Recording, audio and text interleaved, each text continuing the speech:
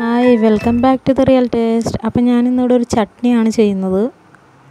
അപ്പോൾ നമുക്കിവിടെ ഉള്ളി വേണം, വറ്റൽമുളക് ചെറുതായിട്ട് ഇതുപോലെ ഇട്ടത്, പിന്നെ വെളിച്ചെണ്ണ, കുറച്ച് ഉപ്പ്.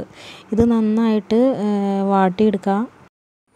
ഇപ്പോൾ നമ്മുടെ ഉള്ളിയും വറ്റൽമുളകും ഒക്കെ വാടി വരുന്നുണ്ട്. ശരിക്കും ബ്രൗൺ ഷെയ്ഡൊന്നും ആവണ്ട, ചെറുതായിട്ടൊന്ന് വാടി വന്നു കഴിയുമ്പോൾ തന്നെ നമുക്ക് ഒരു ചെറിയ ജാർ എടുക്കാം.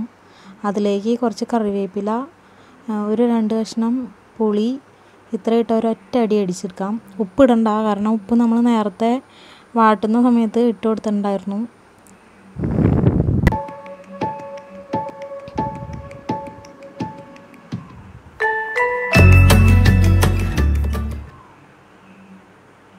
അപ്പോൾ നമ്മുടെ ചട്നി ഇവിടെ റെഡി ആയിട്ടുണ്ട്. നിങ്ങളെല്ലാവരും ട്രൈ ചെയ്ത് നോക്കുക. ഇഷ്ടമായെങ്കിൽ ലൈക്ക് ആൻഡ് ഷെയർ, കമൻറ്റ്. അപ്പോൾ എൻ്റെ ചാനൽ ആദ്യമായിട്ട് കാണുന്നവരുണ്ടെങ്കിൽ പ്ലീസ് സബ്സ്ക്രൈബ്. അപ്പോൾ നമുക്ക് വീണ്ടും കാണാം. അതുവരേക്കും ബൈ.